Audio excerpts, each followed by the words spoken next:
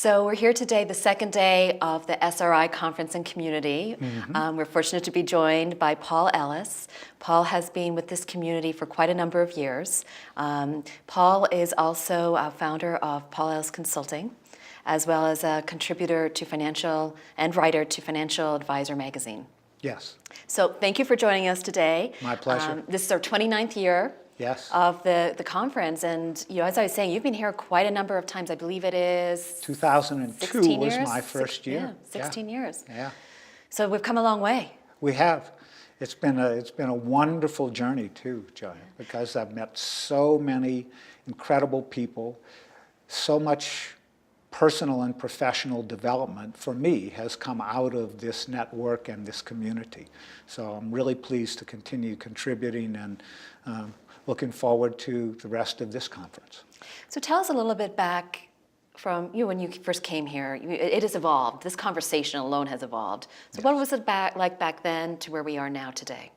Well, it was a very different part of the industry. It was much more focused on the traditional SRI, or socially responsible investment choices, than it is today.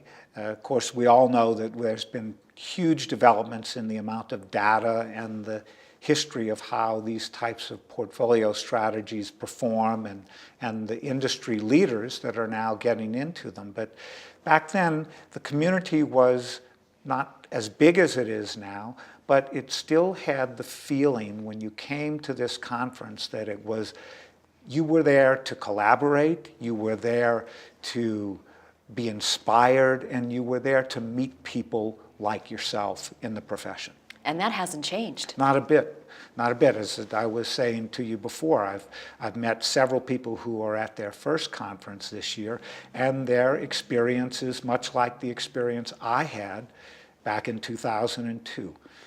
Even though the industry has changed and developed a lot since then, I think that people who get introduced to this community through their professional work and their focus get very inspired by what we do, and from hearing speakers like we heard last night during the dinner part of the event.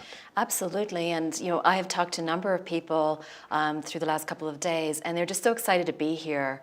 And some people have referenced, we're actually at the granddaddy of SRI conferences.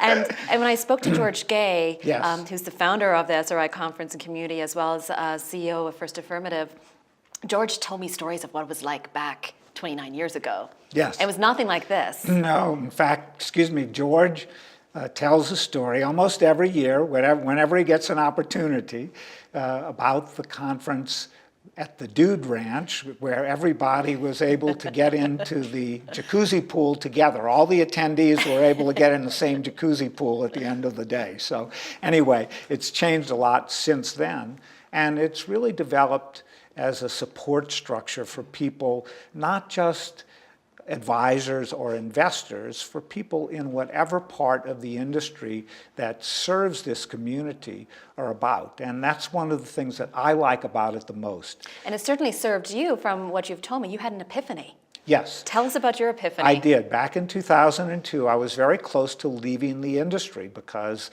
of several scandals that had happened in financial services over the prior 3 years. And fortunately, a good friend of mine knew the folks at the Calvert Funds and suggested that I go to Bethesda, Maryland, and have lunch with Julie Gordy. Well, 2 hours with Julie turned my head around completely about the potential that I had to serve my clients in a very different kind of a way as a financial advisor. And I returned to my practice in the Mid-Hudson Valley in New York, and I never looked back. I grew my practice for the next 5 years at about 20% a year. And when the recession came in 2008, I had some things to talk to clients about besides portfolio volatility. So you gained the knowledge. Yes. And then you had something to offer that at the time, not many advisors would have had to offer. That's right. So the portfolio strategies that I use, they were not untouched by the financial crisis, but the focus that my clients had by that point in time was, we're in it for the long term. We're not going to make decisions about how and when to move money just because of market volatility. And although everybody in the industry and every financial advisor will tell you that's one of the golden rules of being an advisor and a long-term investor anyway, today the industry is so influenced by online trading and all of the technologies that we've developed to make the investment process very short term. And that's one of the things that I'm sure you've heard from speakers and other people here, is that that's not the way we want to look at this. So, I'm sure there's some advisors who are going to be watching your interview, and maybe they're sitting on the sidelines. Maybe Yes. they're interested in dipping their toe in ESG or impact investing. What advice would you have for them? Well, I think the first thing to do is to start doing some research on the history of the industry, start looking at portfolio management companies, whether you've worked with them in the past or not. One of the things that I tell all of the advisors that I consult with is, look, I'll be part of your practice for a while as your consultant, but when I'm gone and the portfolios you're using for your clients are still around, those are the people who you have to depend on, especially in times of high volatility in the markets or crisis in the economy. So that's the first most important thing. Start building relationships. And knowledge. And knowledge, and they come together in packages. All of the investment firms that focus in this part of the industry, those that have been doing it for a long time, and a lot of new ones, have all types of printed material. They have websites you can go to, but start building the personal relationships, the one-to-one relationships that really matter, I think, long-term for advisors. And then they have podcasts such as yours. Podcasts and other online Yeah. programming, and as we've developed these technologies, they're becoming more and more valuable as well. My podcast runs every week, so I'm always trying to stay current in the topics that we cover with knowledgeable people from the industry. Great. So next year is the 30th anniversary Yes. of the SRI conference and community, and we've announced a lot of amazing things that are going to happen starting today in preparation for next year's celebrations. We've got new technologies that we're introducing. We're really enforcing the power of our community. So for next year, when we all come together, what would you like to see covered as some of the themes? As you said, you've been to quite a number of these conferences, but now that we're gearing up for the 30th anniversary. Well, I think the things that Steve Wallman has been talking about now, since last year, in fact, at the conference, this idea of a community that has a network of communication skills and technologies accessible to it for every member of the community. It's not an elite group. We want to spread the news far and wide. We want as many people and professionals in the industry as possible to participate in this community. If you can't come to conferences, get involved online. Use the search engines for doing research and for getting to know people and learning about how this part of the industry, as different as it is in some ways, is just like the industry that it's always been.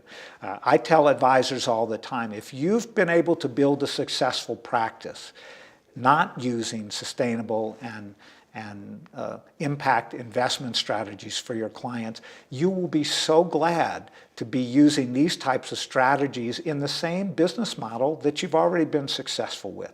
So don't think that it's like reinventing the wheel, and get involved with the community. That's where your learning curve and your ability to implement it with your clients is going to accelerate the fastest.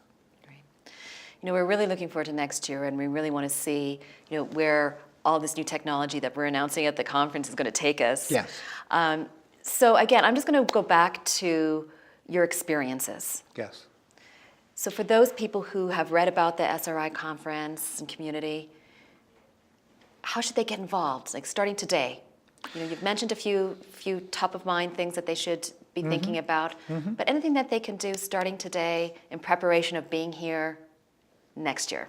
Yes, talk to other advisors who are either thinking the way they are thinking and might have the same inclination to dip their toe in the water initially, or advisors within their firms or their practices who are already doing sustainable and impact investing, not necessarily for all of their clients, but they're using it. One of the things that I know from being in the advisory community for over 30 years is that advisors trust other advisors the most. So speak to those contemporaries within your firm, people in other firms, people you know across the industry. Start listening to what they have to say, follow their direction for doing research and building your network. And I think you'll find yourself not only welcome here next year, but you'll also have enough knowledge and experience to plunge into the learning experience. Well, Paul, we certainly look forward to seeing you here next year at the 30th anniversary. And we want to thank you for all the contributions that you've made over the last 16 years. 16 years and counting. Great. So thank you for being here, and we look forward to next year. Thanks for the opportunity. Thanks.